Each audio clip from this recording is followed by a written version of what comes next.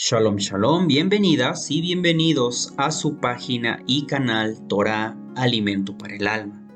El día de hoy les compartiré la porción de la Torah llamada Vayishlach, que comienza en Bereshit o Génesis 32:4. En esta porción verán los grandes secretos bíblicos y regalos divinos que Hashem Dios reveló en esta parashat. La palabra Vayishlach significa enviar lejos. Algo a destacar de esta palabra Vayishlach es que engloba la energía y la conciencia requerida para soltar a alguien o algo. Y es esta la energía que Dios nos otorga en esta porción de su bendita Torah para soltar a aquella persona o aquella cosa que nos está limitando para trascender espiritualmente. A veces tenemos dificultades para despegarnos de personas que no nos dejan crecer espiritualmente. Puede ser alguna pareja, algún familiar o demás personas tóxicas que no edifican nuestra alma. Incluso también pueden ser situaciones negativas que estamos pasando. Si alguno de los que están viendo y escuchando este video están pasando por alguna situación así, en esta porción Hashem, Dios, nos da la fuerza para soltar a alguien o algo que nos está frenando para trascender espiritualmente. En Bereshit o Génesis 32, del 4 al 6, leemos: Entonces Jacob envió mensajeros o malachim delante de sí a su hermano Esab, a la tierra de Seir, región de Edom, y les dio órdenes diciendo: Así dirán a mi señor Esab, así dice tu siervo Jacob, he morado con Labán y allí me he quedado hasta ahora. Tengo bueyes, asnos y rebaños, siervos y siervas, y envío a avisar a mi señor para hallar gracia ante tus ojos. Estas palabras que leímos en Bereshit 32 del 4 al 6 nos muestran cómo nuestro patriarca Jacob actuó astutamente y eligió sabiamente sus palabras y las ordenó para convencer a Esab de que su intención de matarlo debería de ser olvidada. Con estas palabras, Jacob le quería hacer entender a Esab que había aprendido de la Kedushá, de la santidad de Abraham y de Isaac, y también de las artes oscuras de Labán. Las palabras astutas que usó Jacob con Esab nos muestran la madurez que Jacob obtuvo en los 20 años que estuvo viviendo con su suegro Labán, que era el brujo o hechicero más poderoso de esa época. De esto aprendemos que todo lo que experimentamos en la vida, tanto lo positivo como lo negativo, es para bien. Hakol letová, todo es para bien. En Romanos 8:28 leemos: Y sabemos que los que aman a Dios, que son llamados en conformidad con sus planes, todas las cosas ayudan para bien. Este verso del libro de Romanos concuerda con todo lo que pasó a Jacob, ya que a pesar de haber vivido en un lugar negativo, supo prevalecer y entendió que todo lo que vivió, tanto lo positivo como lo negativo, fue para bien. Jacob estaba plenamente convencido que la prueba de su emuná le produciría paciencia, y esto lo encontramos en la carta de Santiago o de Jacob Hatzadik 1 del 2 al 5, donde dice: Hermanos míos, tomad la ocasión de estar rodeados de diversas pruebas para vivir gozosamente, plenamente convencidos que la prueba de vuestra emuná produce paciencia, mas tenga la paciencia su obra consumada, para que seáis perfectos y completos, sin que os falte nada. Y si alguno carece de sabiduría para comprender esto, pídala a Dios, dador de todos, con abundancia y sin reproches, y le será concedida. Tomando el ejemplo de Jacob, debemos de entender que todas las situaciones que nos ha tocado vivir, tanto positivas como negativas, Dios las ha permitido en nuestra vida para nuestro bien, Todo lo que nos ha tocado vivir nos ha servido como experiencia para no volver a tropezar con las mismas piedras. Pasando a otro tema, leemos en Bereshit 32 del 24 al 25. Jacob tomó a sus mujeres, sus doncellas y a sus 11 hijos y los hizo pasar el arroyo, e hizo pasar lo que era de él. Se quedó Jacob solo y luchó un hombre con él hasta que rayó el alba. Sobre estos versos, los sabios judíos afirman que Jacob había regresado por unas vasijas que había dejado, y por eso se había quedado solo en Yabok. Algo importante a destacar sobre esto es que a pesar de que Jacob se arriesgó por algo de poco valor, lo hizo porque eran objetos ganados honradamente, de acuerdo con las leyes de la Torá y con la bendición del Creador. Es por eso que en la plegaria Shema Israel decimos: y amarás a tu Dios con todo tu corazón, con toda tu vida y con todas tus pertenencias, como lo dice Devarim o Deuteronomio 6:5. Si ya dijo con toda tu vida, ¿por qué necesita decir también con todas tus pertenencias? La respuesta es que hay personas que valoran más sus pertenencias que su vida, como lo dice el Talmud de Babilonia en el Tratado Yoma 82a. Cuando adquirimos algún objeto, obtenemos poder sobre el mismo. Por eso Jacob valoraba las posesiones que Dios le había dado, incluidas las vasijas por las que se regresó, ya que representaban la capacidad de contener luz, y esa luz la requería para su encuentro con Esaú. A continuación, entraremos a uno de los temas más controvertidos del libro de Génesis, que es la lucha entre Jacob y el ángel. Esta porción del Génesis es una de las más malentendidas y malinterpretadas, ya que algunas versiones de las Biblias al español traducen que Jacob venció a Dios, y cuando el lector lee esto, lo primero que se le viene a la mente es que Jacob se enfrentó en una lucha cuerpo a cuerpo con algún ángel venido del reino de Dios, o el ángel del Eterno, y estas traducciones han dado lugar a interpretaciones incorrectas. Antes de entrar a este tema, les quiero comentar que el ángel con el que se enfrentó Jacob no era Metatrón, y les comento esto porque hay personas que están enseñando esto. Incluso han llegado al extremo de decir que el ángel con el que se enfrentó Jacob era el mismo Yeshua o Jesús, lo cual es completamente erróneo, ya que Dios no puede enviar al Mesías o a un ángel de su reino solo para venir a lastimar o dañar a Jacob. Es importante que entiendan que el ángel que se enfrentó a Jacob era un ángel negativo, y era el ángel que regía a Esaú. Esto lo afirma Rashi, quien fue uno de los más grandes comentaristas de la Biblia y del Talmud. Otro comentario sobre la lucha de Jacob contra el ángel nos lo da Maimónides, conocido como el Rambam. El Rambam comenta que la lucha entre Jacob y el ángel sucedió en forma espiritual en el llamado Olam Atzilut, que se traduce como el mundo de la emanación. Y aunque esta lucha se haya dado en el mundo espiritual según el Rambam, es bien sabido que los ángeles o los malajim e incluso los demonios, siendo espíritus, también pueden afectar lo físico o corporal.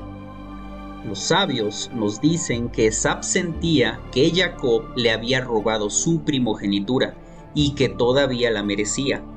Cuando Jacob venció al ángel de la guarda de Esaú, este renunció a la demanda de la bendición que Esaú reclamaba. Cuando Jacob venció al ángel de la guarda de Esaú, le pidió una bendición que en hebreo se dice verajá. Bendición es reconocer, pero también es continuidad, y esto significa que la bendición que recibió Jacob del ángel fue una bendición continua eterna.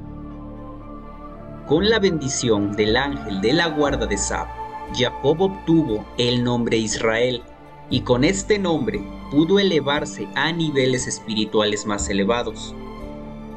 Es importante destacar que en esta lucha Jacob venció a su lado oscuro, ya que esta lucha también se interpreta como una metáfora entre la lucha entre el bien y el mal.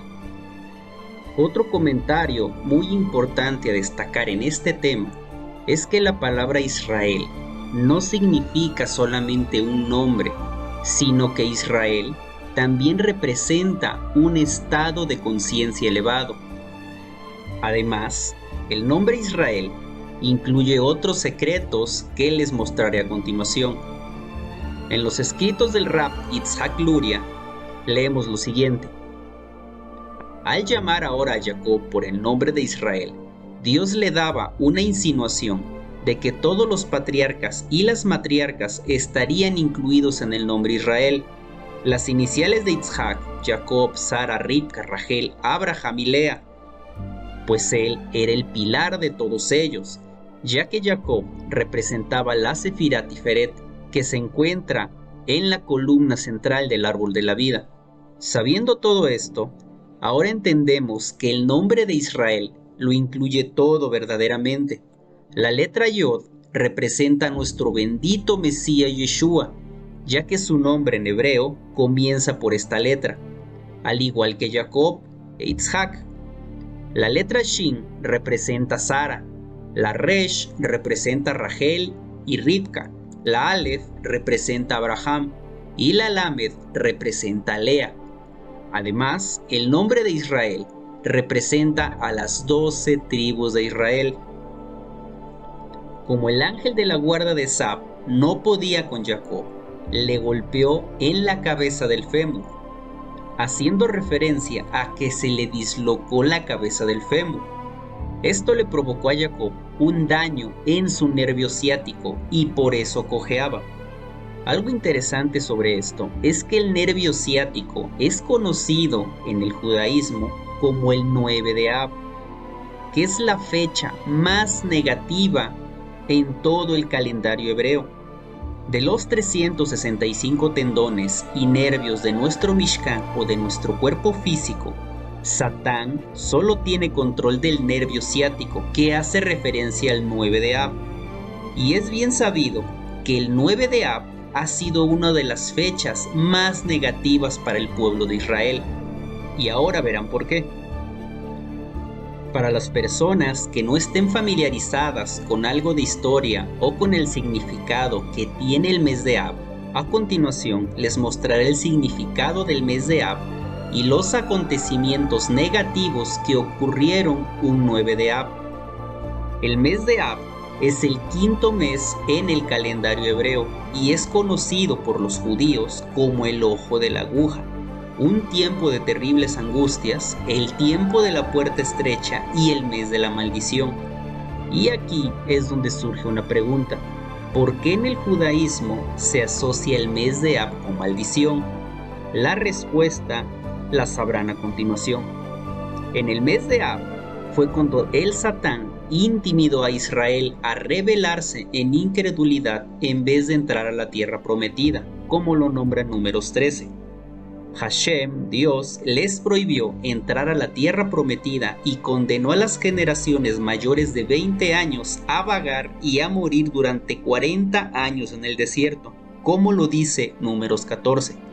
El primer templo fue destruido por los babilonios el 9 de Ab, y los judíos fueron llevados por Nabucodonosor a Babilonia en el año 587 a.C. de Yeshua.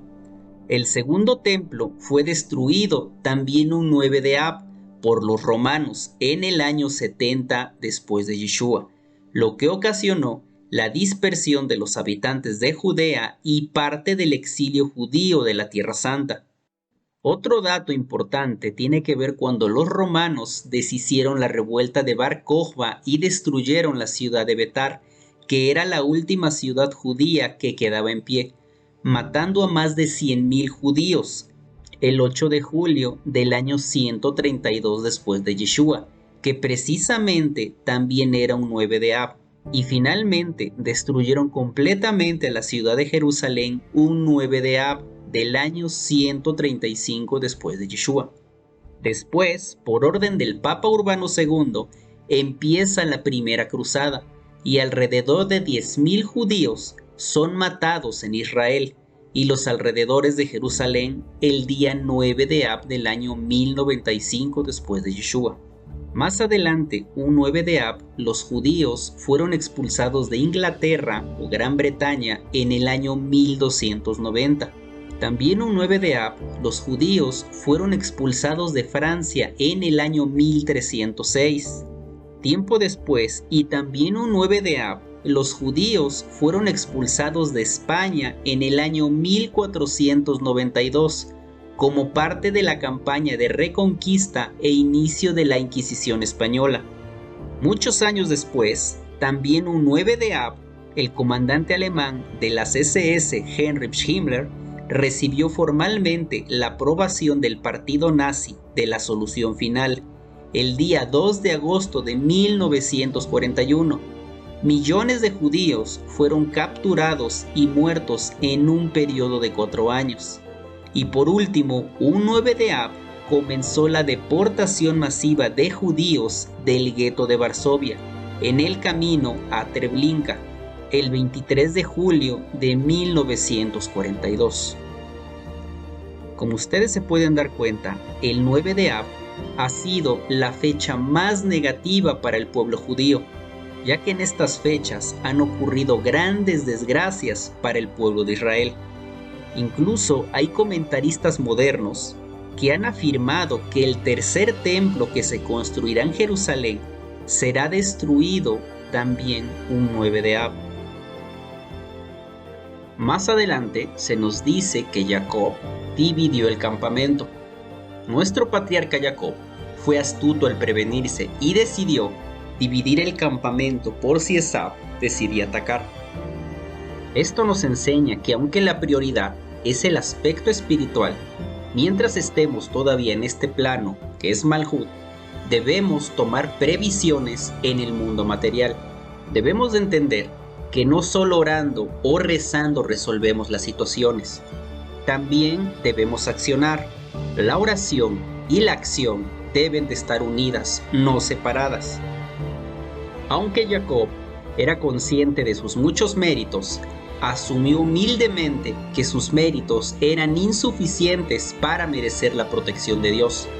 Así que le pidió a Dios que lo salvara a él y a su familia, no por sus méritos, aunque en verdad era digno, sino por su pura bondad. Y esto lo afirma el Zohar, Vayishlach 3:58, donde dice: ven y ve. La oración de Jacob lo protegió de Esab, y no su mérito, porque deseó mantenerlo en reserva para sus descendientes y a sus propias necesidades contra Esab. Por lo tanto, oró a Dios y no dependió de su mérito para su rescate. De esta historia podemos aprender que siempre que nos enfrentemos a algo que es potencialmente negativo, podemos transformarlo a través del poder de la tefilá o de la oración. Y debemos de apelar a la gracia y misericordia de Dios y no confiarnos solamente en nuestros méritos o en las buenas obras que hayamos hecho.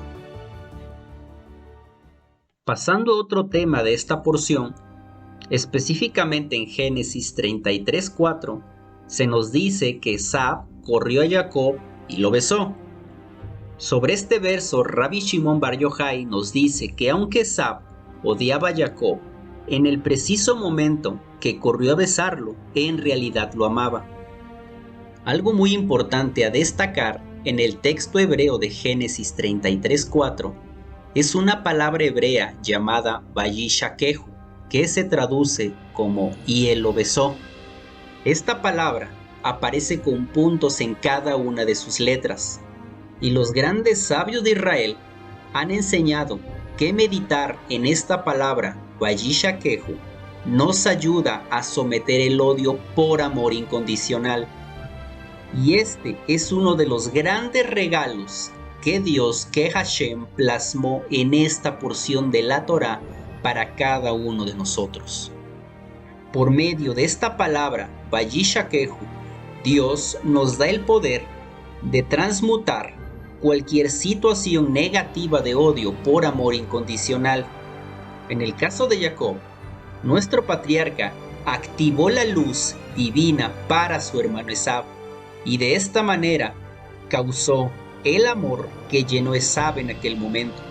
Esa luz divina que nuestro patriarca Jacob emanaba era tan fuerte que Esab no la pudo soportar, y es aquí donde el odio fue transformado en amor. Más adelante, en Génesis 33:11, leemos que Jacob le dio parte de sus pertenencias al maligno, a Esab, que era la representación del Nahash o la serpiente en la tierra, como se los había mostrado en la Parashat Toldot. En este caso, Jacob le tuvo que dar su porción al mal, porque era preferible una reconciliación de los dos lados para equilibrar el mundo. A veces el Sadik, el justo, se tiene que humillar para que el ego, que es el Satán, sea vencido. Y eso fue lo que hizo Jacob. Él se humilló a sí mismo para que se enalteciera la gloria de Dios. En Gilel, Lucas 6:35, leemos.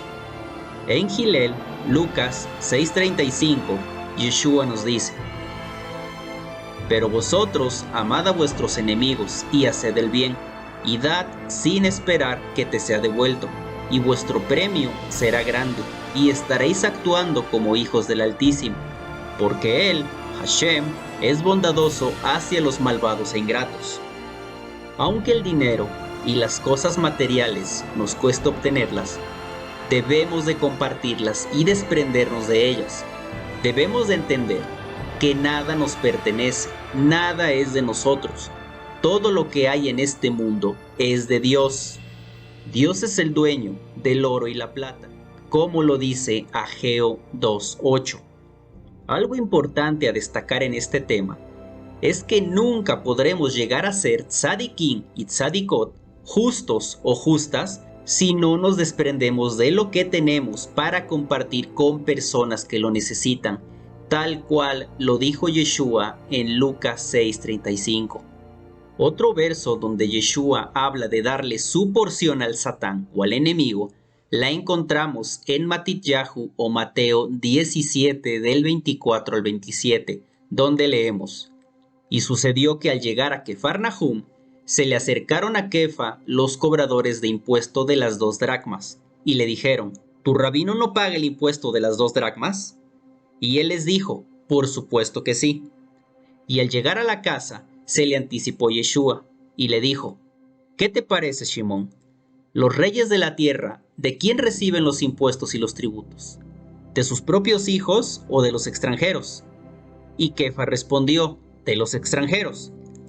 Entonces Yeshua le dijo: si este es el caso, entonces los hijos están exentos, mas para no darles ocasión de tropiezo en mí, ve al mar y echa la red pequeña, y el primer pez que suba a ella, tómalo, y cuando le abras la boca encontrarás un ciclo. Dáselo por ti y por mí.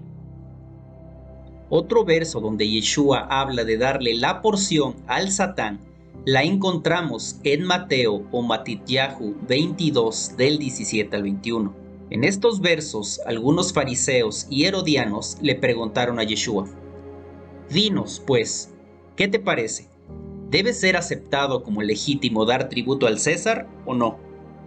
Pero Yeshua, percibiendo su trampa maliciosa, les dijo: ¿por qué me exponéis a caer en tentación? Hipócritas, mostradme la moneda del tributo. Y le presentaron un denario, y les dijo: ¿de quién es esta imagen y la inscripción que lleva?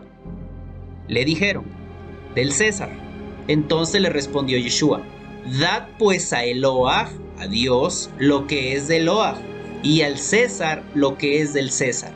Es decir, den a Dios lo que es de Dios, y al Satán lo que es del Satán. Entrando al último tema de esta parashat, en Génesis 33:14, encontramos que Jacob le dice a su hermano Esab: adelántese ahora mi señor, a su siervo, y yo avanzaré sin prisa. hasta que llegue a mi Señor, haciendo referencia a Esab, en Seir. Estas palabras contienen algo profético muy poderoso. Cuando Jacob dice, hasta que llegue a mi Señor Esab en Seir, está haciendo referencia a la futura transformación de la descendencia de Esab, que hoy en día son naciones muy conocidas como lo son Italia, Roma, Inglaterra y Alemania. Pero en tiempos antiguos, un ejemplo claro de la transformación de los descendientes de Esab lo encontramos en el profeta Obadías, que se traduce al español como Abdías. El profeta Abdías era descendiente de Esab. Otro ejemplo lo vemos en Cornelio, centurión de la compañía llamada la Italiana, que se muestra en el Brit Hadashah en Hechos 10. Algo muy importante a destacar en este tema es que en tiempos antiguos muchos descendientes de Esab se convirtieron en Meshijín, mesiánicos o cristianos, siendo Roma uno de los lugares principales con más creyentes. Con esta imagen doy por terminada esta porción de Vaishlach y espero que esta enseñanza les haya ayudado a comprender mejor las escrituras y también les sirva para su crecimiento espiritual. Les comento que aparte de las parashat que les compartimos cada semana, todavía tenemos mucho material que compartirles, incluidas varias profecías, testimonios y demás revelaciones. Desde el estado de Querétaro me despido de ustedes deseándoles muchas bendiciones a ustedes y a sus familias. Shalom, shalom.